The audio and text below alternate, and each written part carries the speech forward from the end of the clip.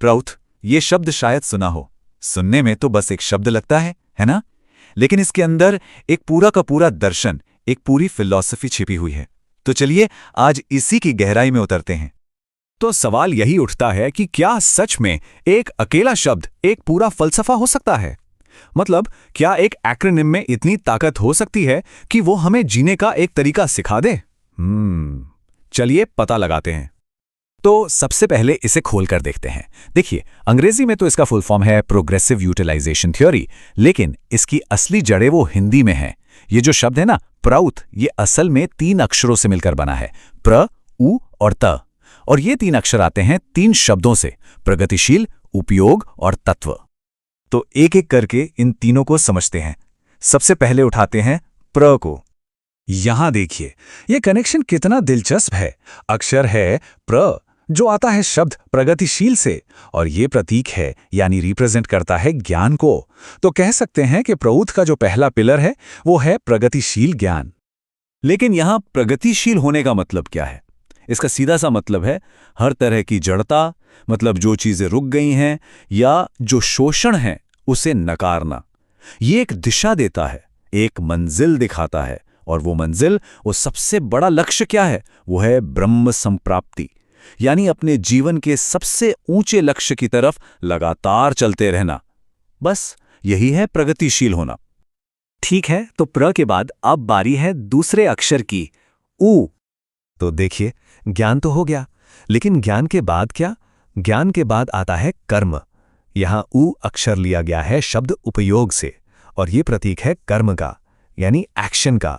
तो बात सीधी सी है, जो ज्ञान समझा उसे अपनी जिंदगी में उतारना, उसे काम में लाना, वही उपयोग है।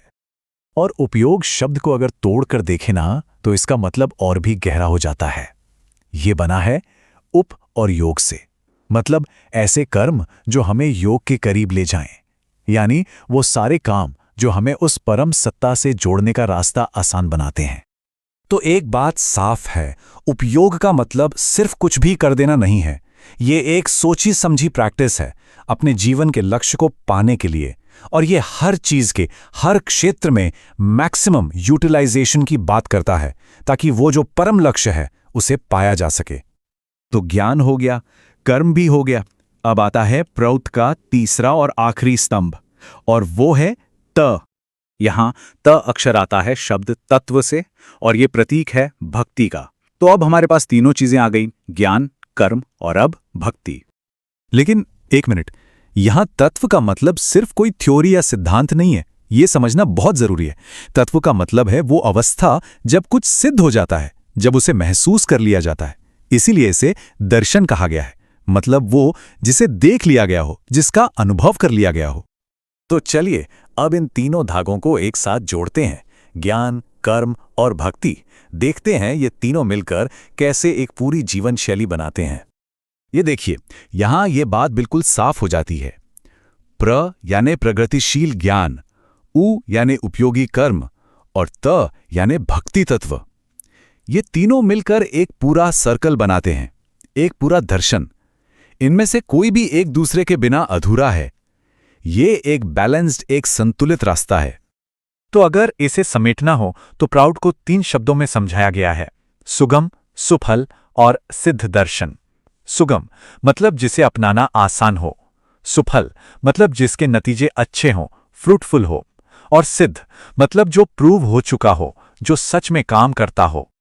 तो ये सब जानने के बाद एक बहुत बड़ा सवाल हमारे सामने आकर खड़ा हो जाता है, वो ये कि इस पूरे दर्शन को, इस पूरी फिलॉसफी को अपने रोजमर्रा की जिंदगी में, अपने व्यवहार में उतारा कैसे जाए। ये एक ऐसा सवाल है जो शायद हम सबको इस पर और गहराई से सोचने के लिए छोड़ जाता है।